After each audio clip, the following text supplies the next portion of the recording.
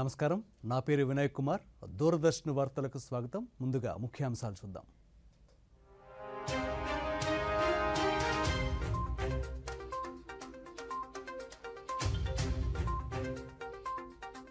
ప్రధానమంత్రి నరేంద్ర మోదీతో ముచ్చటించిన మైక్రోసాఫ్ట్ అధినేత బిల్ గేట్స్. డిజిటల్ విప్లవం, ఆరోగ్యం, విద్య తదితర అంశాలపై చర్చ. డిజిటల్ రంగంలో భారత్ అనేక మార్పులు తీసుకువచ్చిందన్న ప్రధాని. సామాన్యులను కూడా ప్రభుత్వంలో భాగస్వాములను చేయగలిగామని మోదీ వెల్లడి. కర్నూలు జిల్లా ఎమ్మిగనూరులో ముఖ్యమంత్రి ఎన్నికల సభ. 2.5 కోట్ల మంది మహిళల భవిష్యత్తు నిర్ణయించే ఎన్నికలన్న వైఎస్ జగన్మోహన్ రెడ్డి. కావలిలో Telugudesam party Prajagalam road show. రాష్ట్రంలో ప్రజలకు రక్షణ లేదని పార్టీ అధినేత చంద్రబాబు నాయుడు ధ్వజం. సార్వత్రిక ఎన్నికలకు తుది జాబితాను వెల్లడించిన తెలుగుదేశం పార్టీ. 9 అసెంబ్లీ, 4 లోక్సభ స్థానాల్లో అభ్యర్థుల ఖరారు. సివిజిల్ యాప్కు ప్రజల నుంచి విశేషమైన స్పందన. కోడ్ ఉల్లంఘనపై 79,000కు పైగా ఫిర్యాదులు అందాయన్న కేంద్ర ఎన్నికల కమిషన్.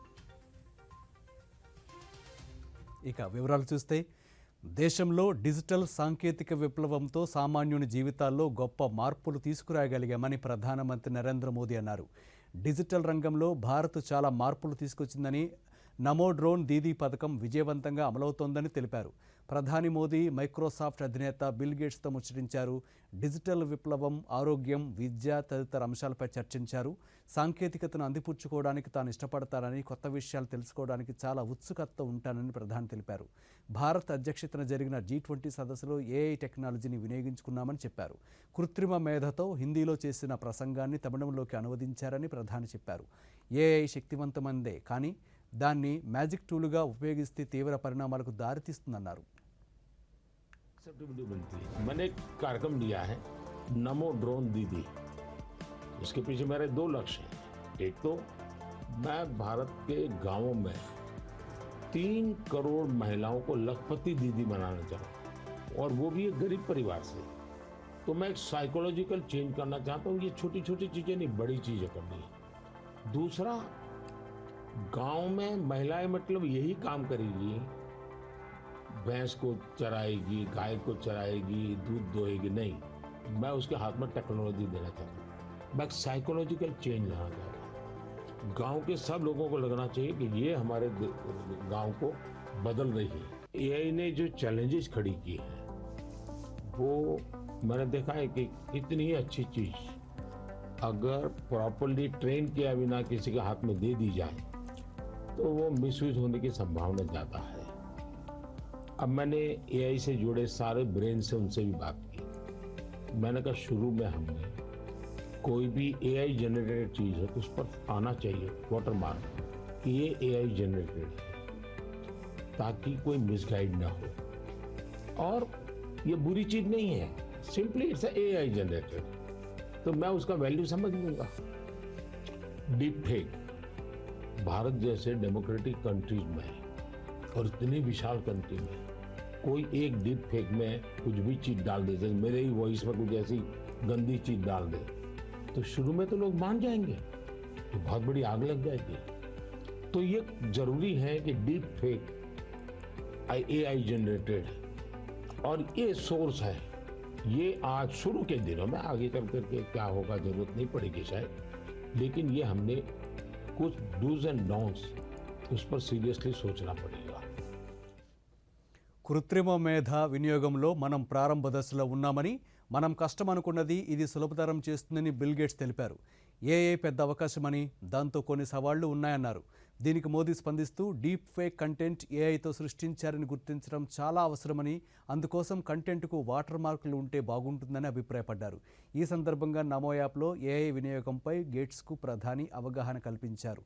ఈ యాప్లో సెల్ఫీ తీసుకుంటే అందులో ఉన్న ముఖాన్ని గుర్తించి ఆ వ్యక్తి పాత ఫోటోలను రిట్రీవ్ చేస్తుందని చెప్పారు. And you're also surprised at how bad it is.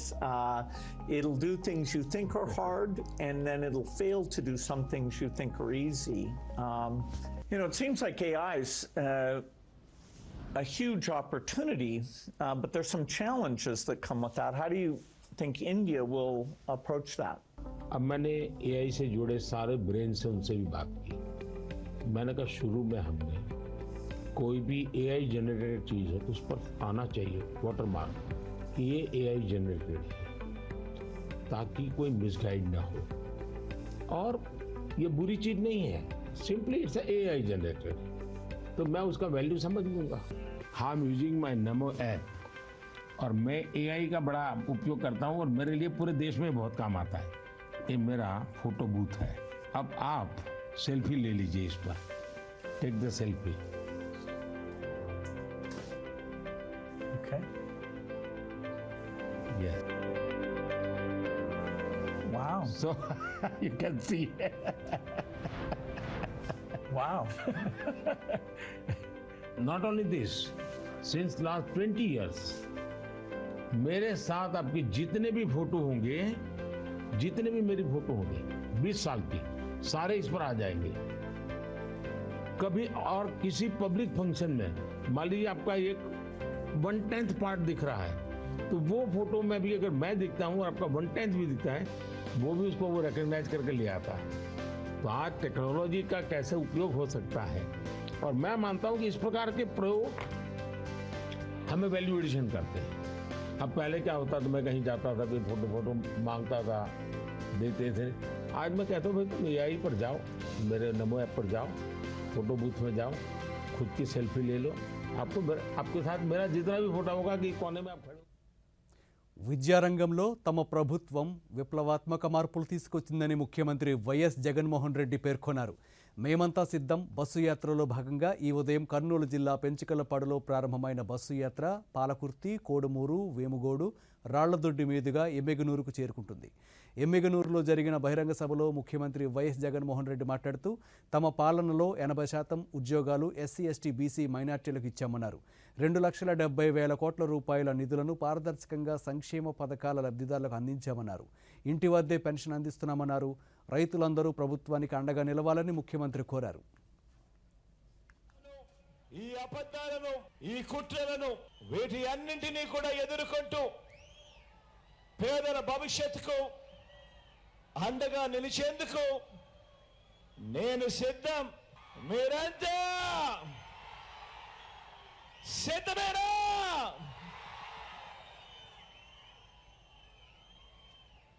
నేను ఆలోచన చేయమని చెప్తా ఉన్నాను. రాష్ట్రంలో ఈ 58 నెలల కాలంలో కని విని ఎరుగని విధంగా రాష్ట్రంలో విప్లవాత్మక మార్పులు చోటు చేసుకున్న ఈ 58 నెలల్లో నేను చెప్పే ఈ విషయాలు ఇంటింటికి వెళ్ళి ఒకసారి ప్రతి ఒక్కరూ కూడా ఆలోచించండి.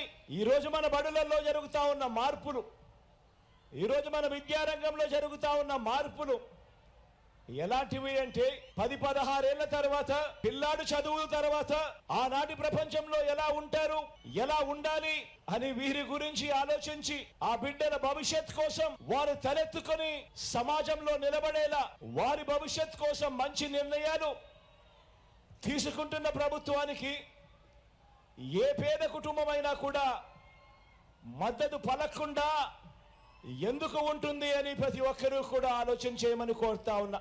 గ్రాడ్యుయేషన్ తర్వాత ఈరోజు ఉద్యోగాలు రావటం లేదని, ఈ చదువుల వల్ల ప్రయోజనం లేదని, పట్టాలు చేతికి వచ్చినా కూడా తమ జీవితం పట్టాలెక్కడం లేదని బాధపడుతున్న యువత గురించి నాకు బాగా తెలుసు. కాబట్టే విద్యారంగంలో కని విని ఎరగని విధంగా మార్పులు తీసుకొచ్చాం. కాబట్టే నిలబట్టే చదువు, తలెత్తుకునే ఉద్యోగాలు, ప్రపంచంలో ఎక్కడైనా కూడా బ్రతికే అవకాశాలు కల్పించడానికి మొత్తంగా మన విద్యా విధానంలో ఈ 58 నెలలుగా విప్లవాత్మక మార్పులు తీసుకొస్తూ అడుగులు ముందుకు వేయడం జరిగింది. నా కళ్ళతో నేనే చూశా. ఆ ప్రతి గింజ కూడా పండించడంలో, ఆ కూలీల్లో నా అక్క చెల్లెమ్మల పాత్ర ఎంత ఉందో నా కళ్ళ ఎదుటే నేను చూసా. నా పేదింటి అక్క చెల్లెమ్మలు ఎంత కష్టపడతా ఉన్నారో నా కళ్ళతో నేను చూసా. ఈ రోజు నేను చెప్తా ఉన్నాను. తూర్పుగోదావరి జిల్లా పర్యటనలో భాగంగా రాష్ట్ర ప్రధాన ఎన్నికల అధికారి ముఖేష్ కుమార్ మీనా రాజమండ్రి సమీపంలోని రాజానగరంలోని ఈవీఎం గోదామును తనిఖీ చేశారు. జిల్లా కలెక్టర్, ఎన్నికల అధికారి doctor K Madhavilatha SP P Jagadish రాజకీయ పార్టీల ప్రతినిధులతో కలిసి స్థానిక ఎఫ్సీఐ గోదాములో ఏర్పాటు చేసిన గోదామును క్షుణ్ణంగా పరిశీలించారు. జిల్లాలోని 7 అసెంబ్లీ నియోజకవర్గాల పరిధిలో ఈవీఎంలు, వీవీప్యాట్స్, కంట్రోల్ యూనిట్స్ భద్రపరిచినట్లు జిల్లా ఎన్నికల అధికారి మాధవీలత వివరించారు. ఈవీఎం గోదాము నుంచి ఆయా నియోజకవర్గాలకు చెందిన తాత్కాలిక స్ట్రాంగ్ రూములకి తరలించే విధానం తదితర అంశాలపై సీఈఓ సమీక్షించారు. అలాగే రాజకీయ పార్టీల ప్రతినిధులతో చర్చించారు. అనంతరం అక్కడ ఉన్న ఈవీఎం గోడౌన్ సందర్శన రిజిస్టర్లో ముఖేష్ కుమార్ మీనా సంతకం చేశారు.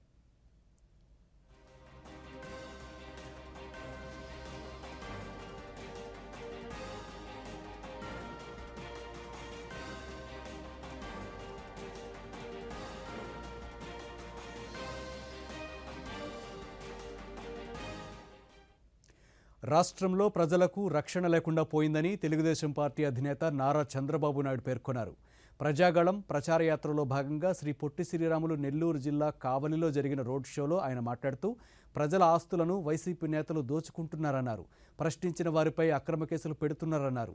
రాష్ట్రానికి వచ్చే పరిశ్రమలను తరిమికొట్టారని పేర్కొన్నారు.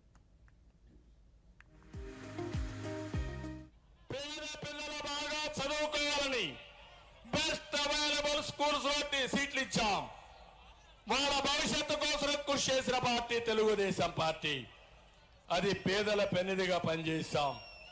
ఆ స్కీమ్ని కూడా తీసేసి ఈరోజు ఒక పెత్తందారి మనస్తత్వాన్ని మీరు నిరూపించుకునే పరిస్థితికి వచ్చారు. ఈ రోజు మీరు చూస్తే పేద పిల్లలకు అందరికీ ఫీజు రింబర్స్మెంట్ ఇచ్చాం. పేద పిల్లల్ని చదివించిన పార్టీ తెలుగుదేశం పార్టీ. పేద పిల్లలకి ఈరోజు మీరు చూస్తే ఫీజు రీఎంబర్స్మెంట్ మానేశారు.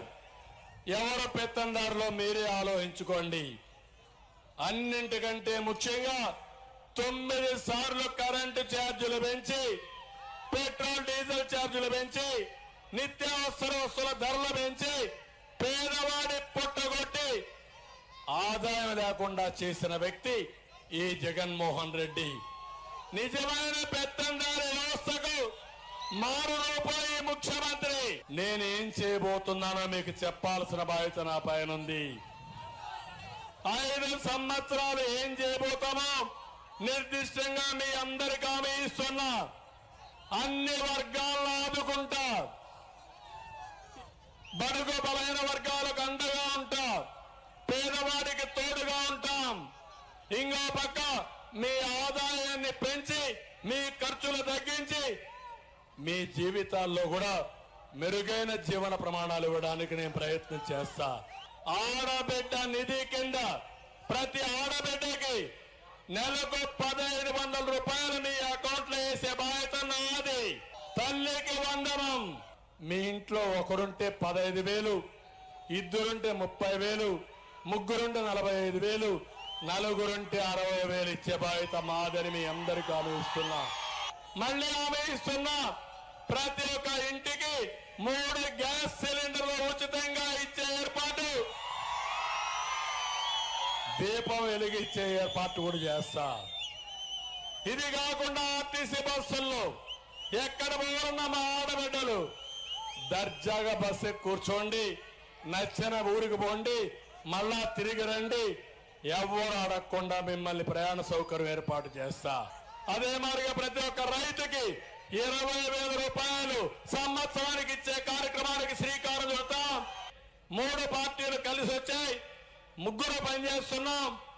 ఇక్కడ మాత్రం 2 తెలుగుదేశం పార్టీ అభ్యర్థులే ఉన్నారు. గెలిపించే బాధ్యత యువత తీసుకోండి. మీ భవిష్యత్తు బంగారు భవిష్యత్తు చేసే బాధ్యత నాది. గుంటూరు జిల్లా ఉండవల్లిలో తెలుగుదేశం పార్టీ ఆవిర్భావ దినోత్సవ వేడుకలు ఘనంగా జరిగాయి. ఉండవల్లి పార్టీ అధినేత నారా చంద్రబాబు నాయుడు నివాసంలో వేడుకలు నిర్వహించారు. కార్యక్రమంలో చంద్రబాబు సతీమణి నారా భువనేశ్వరి ఎన్టీఆర్ విగ్రహానికి పూలమాల వేసి నివాళులర్పించారు. ఈ కార్యక్రమంలో ఎమ్మెల్సీ పంచుమర్తి అనురాధతో పాటు పలువురు నేతలు పాల్గొన్నారు.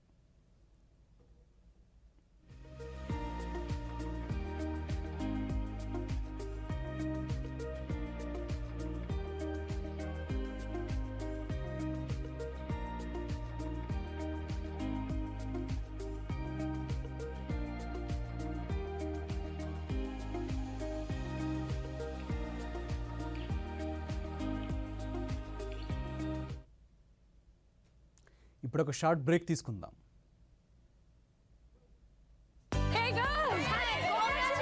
ఈవేళ పార్టీ కావాలంతే. ముందు ఛాంపియన్ తో సెల్ఫీ తీసుకుందాం. ఐడియా, ఇక్కడే చేసుకుందాం పార్టీ. Pizza party. ఏది నీ కార్డు పిన్ను నా కార్డ్ డీటెయిల్స్ స్వయంగా వేస్తాను. ఆర్బీఐ అంటుంది మీ పిన్, ఓటీపీ, సివివి లేదా ఇంటర్నెట్ బ్యాంకింగ్ పాస్వర్డ్ ఎవరితోనూ షేర్ చేసుకోకండి. ఆన్లైన్ బ్యాంకింగ్ మీ సొంత కంప్యూటర్, మొబైల్ ఇంకా సిక్యూర్ నెట్వర్క్ నుంచే చేయండి. By girls. ఎక్కడికి వెళ్తున్నావు? వినలేదా? No sharing. ఆర్బీఐ అంటుంది విషయాలు తెలుసుకోండి, జాగరూకంగా ఉండండి. Back to news. రానున్న సార్వత్రిక ఎన్నికల్లో తమ పార్టీ తరపున పోటీ చేయనున్న అభ్యర్థుల తుది జాబితాను తెలుగుదేశం ప్రకటించింది. 9 అసెంబ్లీ, 4 పార్లమెంటు స్థానాలకు పోటీ చేసే వారి పేర్లను వెల్లడించింది. చీపురుపల్లి, భీమిలి శాసనసభ నియోజకవర్గాలతో సహా మిగిలిన స్థానాలకు అభ్యర్థులను ఖరారు చేసింది. పూర్వ మంత్రి గంటా శ్రీనివాసరావు భీమిలి నుంచి పోటీ చేయనుండగా, చీపురుపల్లి నుంచి మరో పూర్వ మంత్రి కళా వెంకటరావు ప్రస్తుత మంత్రి బొత్స సత్యనారాయణతో తలపడనున్నారు. ఇక పాడేరు నుంచి కె వెంకట రమేష్ నాయుడు, దర్శి నుంచి గొట్టిపాటి లక్ష్మి, రాజంపేట నుంచి ఎస్ సుబ్రహ్మణ్యం, ఆలూరు నియోజకవర్గానికి వీరభద్రగౌడ్ అభ్యర్థిత్వాలను ఖరారు చేశారు. అలాగే గుంతకల్లు నుంచి గుమ్మనూరు జయరాం, అనంతపురం అర్బన్ నుంచి దగ్గుబాటి వెంకటేశ్వర ప్రసాద్, కదిరి నియోజకవర్గానికి కందికుంట వెంకట ప్రసాద్లకు అవకాశం కల్పించారు. ఇక లోక్సభ స్థానాల విషయానికి వస్తే విజయనగరం నుంచి కలిసిట్టి అప్పలనాయుడు, ఒంగోలు నుంచి మాగుంట శ్రీనివాసరెడ్డికి అవకాశం కల్పించారు. అనంతపురం నుంచి అంబిక లక్ష్మీనారాయణ, కడప లోక్సభ స్థానం నుంచి భూపేష్ రెడ్డికి జాబితాలో చోటు దక్కింది.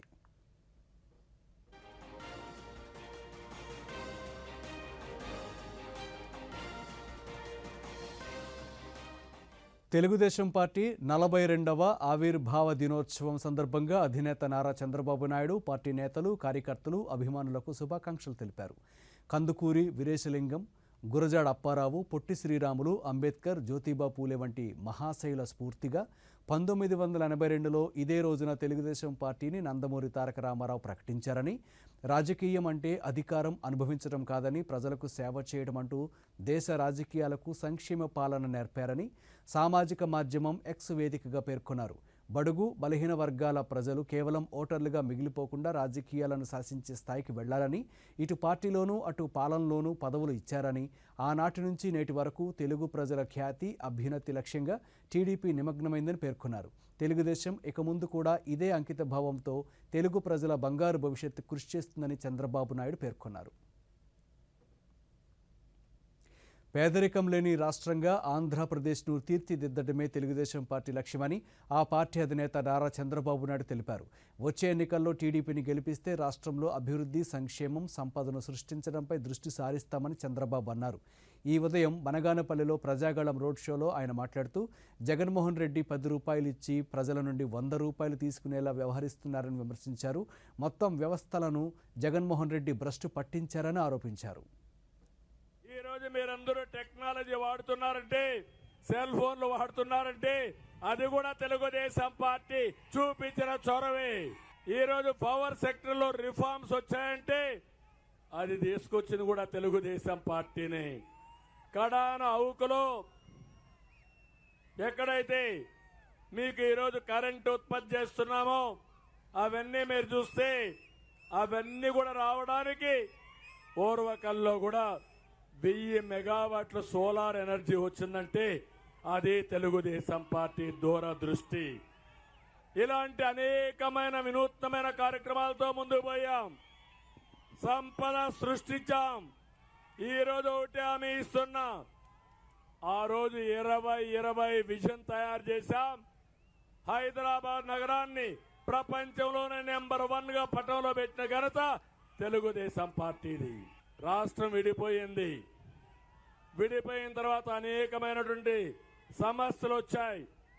ఎప్పుడు సమస్యలు వచ్చినా సమస్యల నుంచి పరిష్కార మార్గం చూపించే బాధ్యత తెలుగుదేశం పార్టీ తీసుకున్నాం. ఈరోజు మీరు చూడండి, నదుల అనుసంధానం చేయాలని పెద్ద ఎత్తున కార్యక్రమాలు చేశాం. పోలవరం 72% పూర్తి చేశాం. నా సంకల్పం గోదావరి నీళ్లు రాయలసీమకు రావాలి, ప్రతి ఎకరాకు నీళ్లు ఇవ్వాలి అనేది సంకల్పంతో ముందుకు పోయాం. జగన్మోహన్ రెడ్డిని తిరిగి ముఖ్యమంత్రిగా చూడాలని ప్రజలు భావిస్తున్నారని రాష్ట్ర రవాణా శాఖ మంత్రి పినిపే విశ్వరూప్ పేర్కొన్నారు. డాక్టర్ బిఆర్ అంబేద్కర్ కోనసీమ జిల్లా అల్లవరం మండలం తాడికోన, గూడాల, కోడూరుపాడు గ్రామాల్లో ఇంటింటి ప్రచారంలో మంత్రి పాల్గొన్నారు. వైఎస్ఆర్సీపీ పాలనలో అందిన పథకాల ప్రయోజనాలను అడిగి తెలుసుకున్నారు. ఈ సందర్భంగా మంత్రి మాట్లాడుతూ రానున్న ఎన్నికల్లో జగన్మోహన్ రెడ్డి సారథ్యంలోని వైఎస్ఆర్ కాంగ్రెస్ పార్టీ తిరిగి అధికారంలోకి వస్తుందని ధీమా వ్యక్తం చేశారు. ఉదయం తాడుకోన, మధ్యాహ్నం నుంచి గూడాల గ్రామాల్లో ఇంటింటి ప్రచారం నిర్వహిస్తున్నాం. ప్రజల్లో అనూహ్య స్పందన ఉంది. జగన్మోహన్ రెడ్డి గారిని తిరిగి ముఖ్యమంత్రి చేయాలన్న తపన, ఆలోచనతో ప్రజలందరూ ఉండాలని తెలియజేసుకుంటున్నాను. ప్రజలందరూ కూడా ఈ నవరత్నాలు అందుతున్నాయని పూర్తి సంతృప్తిగా ఉన్నారు. ఎక్కడ చూసినా కూడా జగన్మోహన్ రెడ్డి గారిని రెండోసారి ముఖ్యమంత్రి చేయాలన్న ఆలోచనతో ప్రజలు ఉన్నారు. రాబోయే సార్వత్రిక ఎన్నికలను ప్రశాంత వాతావరణంలో నిర్వహించడానికి అన్ని చర్యలు చేపట్టనున్నట్లు కాకినాడ జిల్లా కలెక్టర్ నివాస్ అన్నారు. జిల్లా నూతన కలెక్టర్గా ఈరోజు పదవీ బాధ్యతలు చేపట్టిన నివాస్ మీడియాతో మాట్లాడారు. రాబోయే ఎన్నికలు శాంతియుతంగా నిర్వహించడానికి అన్ని చర్యలు తీసుకుంటున్నామన్నారు. నామినేషన్ల ప్రక్రియ దగ్గర నుంచి పోటీలో నిలబడే అభ్యర్థులకు అన్ని అనుమతులు ఇవ్వడంతో పాటు ప్రతి ఒక్కరూ ఓటు హక్కును వినియోగించుకునేలా కృషి చేస్తామని కలెక్టర్ నివాస్ స్పష్టం చేశారు. ఎలక్షన్స్ని ప్రశాంత వాతావరణంలో ఒక పక్క పబ్లిక్కి ఫెసిలిటేట్ చేస్తూ, అదే రకంగా క్యాండిడేట్స్ వాళ్ళకి కావాల్సిన పర్మిషన్స్, వాళ్ళకి కావాల్సినటువంటి గైడెన్స్ అవన్నీ కూడా ఇస్తూ ఎలక్షన్స్ని అంటే పీస్ఫుల్గా కండక్ట్ చేయాలని చెప్పి ఆశిస్తున్నాను. How the election has to be conducted, it's very clearly mandated out in terms of nomination process నుంచి కావచ్చు, ఎలక్షన్ కండక్షన్ ప్రాసెస్లో కావచ్చు, హౌది ఏ రకంగా ప్రచారాలు చేసుకోవాలి, ఏ రకంగా ఏ మాధ్యాలు వాడుకోవాలి, ఏ రకంగా చేసుకోవాలి, ఇవన్నీ కూడా క్లారిటీగా ఉన్నాయన్నమాట. సో దాంట్లో లోపడి ఎవరెవరు చేస్తున్నారు దెన్ అది we will be mainly seeing అనమాట. And I hope if everyone follows that as per the guidelines చేస్తే I don't think there's going to be any let's say issue or of that sort. We are here to facilitate కావచ్చు, ఇది కావచ్చు, ఎంత స్మూత్గా వాళ్ళకి permissions, వాళ్ళకు ఉన్నటువంటి ఈ కొత్త విధానాలు ఎక్స్ప్లెయిన్ చేయడం ఇవన్నీ కూడా ఒక పక్క చేస్తూ at the same time without affecting the public, వాళ్ళకు ఉన్నటువంటి రైట్స్ని ఎఫెక్ట్ చేయకుండా we have to do as per the guidelines. ఎన్నికల కోడ్ ఉల్లంఘనపై సి విజిల్ యాప్ ద్వారా ప్రజలు ఫిర్యాదులు చేయవచ్చని విజయనగరం జిల్లా కలెక్టర్ నాగలక్ష్మి సూచించారు. కోడ్ ఉల్లంఘనపై ఫిర్యాదుల కోసం కలెక్టరేట్ కంట్రోల్ రూమ్లో 24 గంటలు పనిచేసేలా 2 ల్యాండ్ లైన్ నంబర్లను అందుబాటులో ఉంచామన్నారు. కలెక్టర్ నాగలక్ష్మి దూరదర్శన్తో మాట్లాడుతూ ఎన్నికల కోడ్ నేపథ్యంలో జిల్లా వ్యాప్తంగా 15,000 పోస్టర్లు, బ్యానర్లు, ఫ్లెక్సీలను తొలగించామన్నారు. కొత్తగా ఫ్లెక్సీలు, హోర్డింగ్లు, బ్యానర్లు పెట్టాలన్నా, ర్యాలీలు, సభలు, సమావేశాలు నిర్వహించాలన్నా అనుమతులు తీసుకోవాలని స్పష్టం చేశారు. ప్రైవేటు వ్యక్తులు తమ ఇళ్లపై 3 జెండాలకు మించి పెట్టుకునే అవకాశం ఉందన్నారు. సి విజిల్ యాప్లో వచ్చిన ఫిర్యాదులను 100 నిమిషాల్లో పరిష్కరించడం జరుగుతుందని కలెక్టర్ నాగలక్ష్మి తెలిపారు. నమోదు చేయడం జరుగుతుంది.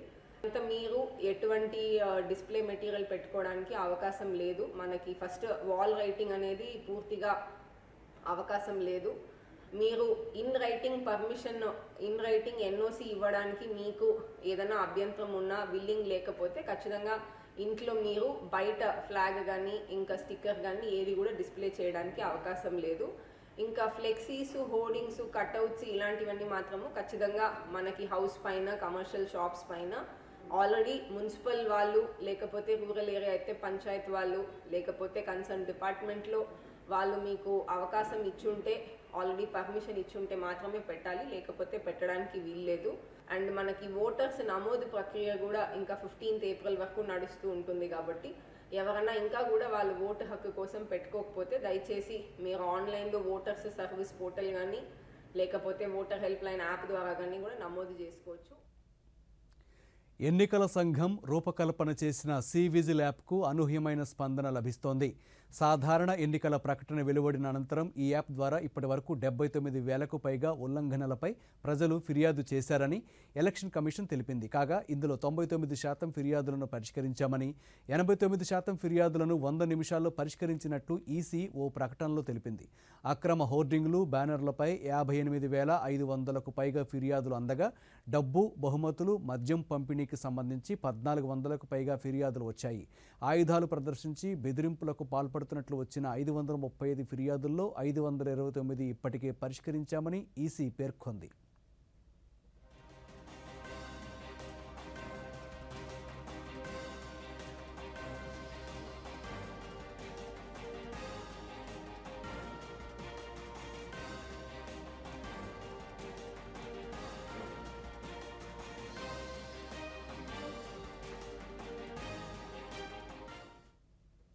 సార్వత్రిక ఎన్నికల్లో ఓటు వేయడమే కాకుండా దేశ అభివృద్ధి కోసం తమ ఓటును వినియోగించుకుంటామని తిరుపతి జిల్లాకు చెందిన యువ ఓటర్లు తెలిపారు. శ్రీకాళహస్తి రెవెన్యూ అధికారుల ఆధ్వర్యంలో పలు కళాశాలల్లో యువ ఓటర్లను ప్రోత్సహించేందుకు ఓటు హక్కు వినియోగంపై అవగాహన కల్పిస్తున్నారు. ఈ సందర్భంగా జిల్లా యువత దూరదర్శన్తో మాట్లాడుతూ మా మొదటి ఓటు దేశం కోసమేనని, ప్రజాస్వామ్యంలో ఓటు ఎంతో విలువైందని, వచ్చే ఎన్నికల్లో తమ ఓటు హక్కును వినియోగించుకునేందుకు ఉత్సాహంగా ఎదురుచూస్తున్నామన్నారు. జరగాలి, అలాగే మంచి నాయకుడు ఎంచుకొని అందరికీ మంచి జరగాలని కోరుకుంటున్నా. అలాగే మన దేశం చాలా అభివృద్ధి అవుతుంది. అలాగే ఎడ్యుకేషన్ కావచ్చు, ఏదైనా ఇండస్ట్రీస్ కావచ్చు, ఇలాంటివన్నీ ఎన్నో అభివృద్ధి కావాలని అనుకుంటా ఉన్నా. మన దేశం ఎప్పుడు నెంబర్ 1లో ఉండాలని నేను కోరుకుంటా ఉన్నా. నా మొదటి ఓటు. గుడ్ ఫ్రైడే సందర్భంగా ప్రధానమంత్రి నరేంద్ర మోదీ క్రైస్తవ సోదరులకు శుభాకాంక్షలు తెలిపారు. యేసుక్రీస్తు త్యాగాన్ని స్మరిస్తూ సామాజిక మాధ్యమం ఎక్స్ వేదికగా తన సందేశాన్ని పోస్టు చేశారు. గుడ్ ఫ్రైడే సందర్భంగా యేసుక్రీస్తు త్యాగాన్ని గుర్తు చేసుకుంటామని, కరుణ, క్షమ గుణాలకు గుడ్ ఫ్రైడే ప్రతీకగా నిలుస్తుందని ప్రధాని పేర్కొన్నారు.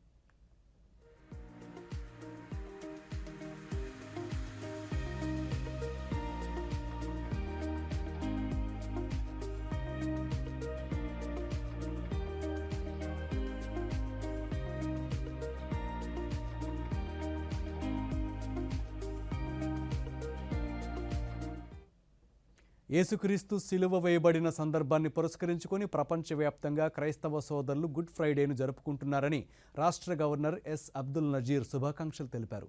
యేసుక్రీస్తు మానవాళిపై ఎంతో ప్రేమను చూపించారని, ప్రతి ఒక్కరి శ్రేయస్సు కోసం చివరి వరకు త్యాగం చేశారని గవర్నర్ పేర్కొన్నారు.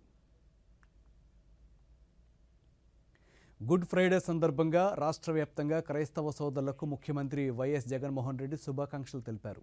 మానవాళి కోసం యేసుక్రీస్తు చేసిన త్యాగానికి గుర్తు గుడ్ ఫ్రైడే అని, ఇతరులపై ప్రేమ, నిస్సహాయుల పట్ల కరుణ, శత్రువుల పట్ల క్షమ, సహనం, త్యాగం ఇవన్నీ తన జీవితం ద్వారా ఆయన మానవాళికి ఇచ్చిన సందేశాలని సామాజిక మాధ్యమం ఎక్స్ వేదికగా పేర్కొన్నారు. మానవాళి కోసం కరుణామయుని త్యాగమే గుడ్ ఫ్రైడే అని, జీసస్ జీవితమే మానవాళికి గొప్ప సందేశమని ముఖ్యమంత్రి పేర్కొన్నారు. యేసు ప్రభువును సిలువ వేసిన గుడ్ ఫ్రైడే రోజు, ఆ తరువాత ఆయన పునరుజ్జీవించిన ఈస్టర్ రోజు, ఈ రెండు మానవాళి చరిత్రను మలుపు తిప్పిన ఘట్టాలని ముఖ్యమంత్రి పేర్కొన్నారు. గుడ్ ఫ్రైడే సందర్భంగా తెలుగుదేశం పార్టీ అధినేత నారా చంద్రబాబు నాయుడు క్రైస్తవ సోదరులకు శుభాకాంక్షలు తెలిపారు. పాలకుల అక్రమాల పట్ల ప్రజల్లో చైతన్యం కలిగిస్తున్నందుకు వారంతా క్రీస్తుకు సిలువ శిక్ష వేయించారని, అటువంటి వారిని కూడా క్షమించిన కరుణామయుడు యేసుక్రీస్తు అని సామాజిక మాధ్యమం ఎక్స్ వేదికగా పేర్కొన్నారు. అందుకే ఆయన యుగకర్త అయ్యారని, సాటి మనిషిని ప్రేమించడం, బలహీనులకు అండగా నిలవడం కన్నా ఉత్తమమైన ధర్మం లేదన్న క్రీస్తు సందేశాన్ని ఈ గుడ్ ఫ్రైడే సందర్భంగా స్మరించుకుందామని చంద్రబాబు నాయుడు పేర్కొన్నారు. జాతీయ విపత్తు నిర్వహణ సంస్థ ఎన్డీఎంఏ విభాగంలో ఉన్నతాధికారిగా విధులు నిర్వహిస్తున్న కమల్ కిషోర్కు ఐక్యరాజ్య సమితి సముచిత స్థానం కల్పించింది. ఈ మేరకు ఐక్యరాజ్య సమితి సెక్రటరీ జనరల్ యాంటోనియో గుటెరస్ ప్రత్యేక ప్రతినిధిగా ఆయనను నియమించారు. విపత్తు ముప్పు తగ్గించే విషయాల్లో సమితి ప్రధాన కార్యదర్శికి కమల్ కిషోర్ సలహాలు ఇవ్వనున్నారు. जब भी किसी आपदा के आने की संभावना बनती है तो उन्होंने ये एक జమ్మూ కాశ్మీర్ రాష్ట్రం రాంబాన్ ప్రమాదంపై ప్రధాని నరేంద్ర మోదీ విచారం వ్యక్తం చేశారు. దుర్ఘటనలో 10 మంది మృత్యువాత పడటంపై తీవ్ర దిగ్భ్రాంతి వ్యక్తం చేశారు. ప్రమాదంలో మృత్యువాత పడిన బాధిత కుటుంబాలకు ప్రధానమంత్రి జాతీయ సహాయ నిధి కింద ఒక్కొక్కరికి 2 లక్షల రూపాయలను, గాయపడిన వారికి 50,000 రూపాయల మేర అందించనున్నట్లు ప్రకటించారు. రాంబన్ రోడ్డు ప్రమాదంపై రాష్ట్రపతి ద్రౌపది ముర్ము తీవ్ర విచారం వ్యక్తం చేశారు. దుర్ఘటన తనను అమితంగా బాధించిందని ఎక్స్ వేదికగా ట్వీట్ చేశారు.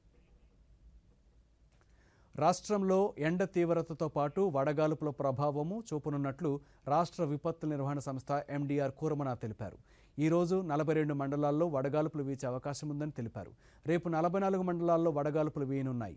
ఈరోజు వైఎస్ఆర్ జిల్లాలో 18, నంద్యాలలో 8, పార్వతీపురం, మన్యం జిల్లాలో 8, ఎన్టీఆర్ జిల్లాలో 6, గుంటూరు, పల్నాడు జిల్లాల్లో ఒక్కొక్క మండలంలోని వడగాలుపులు వీచే అవకాశం ఉందని తెలిపారు.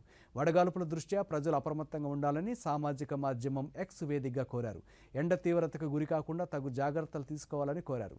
తరచుగా మజ్జిగ, ఓఆర్ఎస్ కలిపిన ద్రావణాలు తీసుకోవాలని సూచించారు. వడదెబ్బ తగిలితే తీవ్ర తలనొప్పి, తల తిరగడం, తీవ్రమైన జ్వరం వంటి లక్షణాలు కనిపిస్తాయని వెంటనే వైద్యులను సంప్రదించాలని కోరారు. ఈ వార్తలు ఇంతటితో సమాప్తం. నమస్కారం.